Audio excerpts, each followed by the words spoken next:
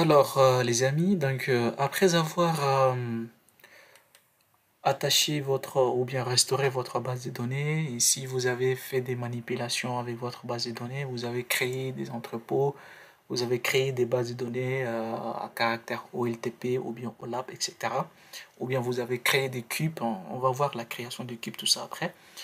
Maintenant, si quelqu'un vous a demandé, ou bien votre équipe vous a demandé de leur envoyer les fichiers .back de votre base de données, ou encore, pas forcément de les envoyer, mais vous pouvez faire ce qu'on appelle un backup.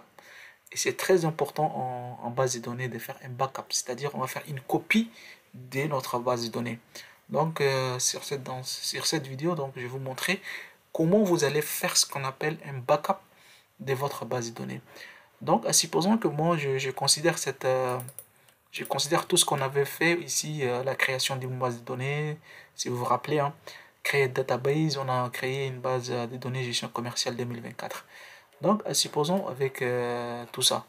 Donc, on suppose que vous allez faire un backup de cette base de données. Donc, le nom de notre base de données, c'est gestion commerciale 2024. Donc, vous allez venir ici, faire un clic droit et venez au niveau de tasks, c'est-à-dire tâches en français, et cliquez au niveau des backups.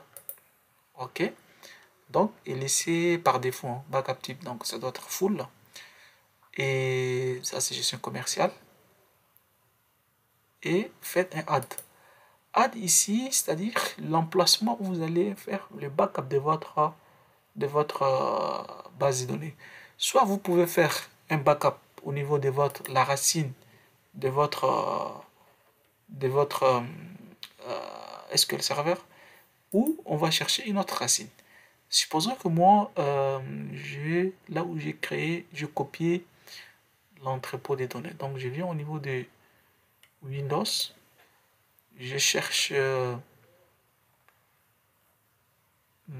attendez, je cherche une autre racine pour, ou au niveau des users, d'accord, ça passe aussi, et Massar, et je vais chercher donc,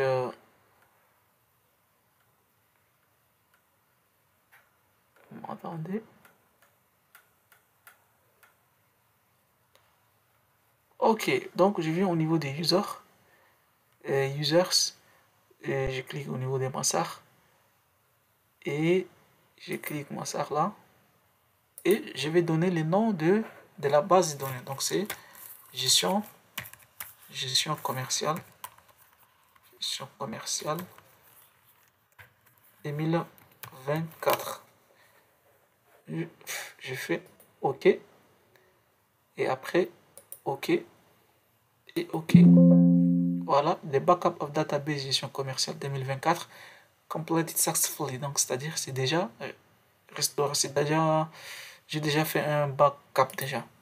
Donc je reviens au niveau de data là. Je reviens ici au niveau de user, this PC, je clique là, je viens users, massacre, et je cherche ici, voilà notre fichier gestion commerciale 2024.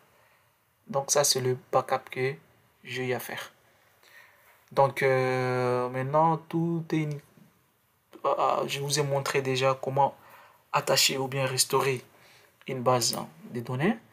Et là, je viens de vous montrer comment on va maintenant faire un backup de une copie de votre base de données que vous avez créée, que vous avez alimentée, que vous avez fait des manipulations dessus. D'accord? Donc, je m'arrête là.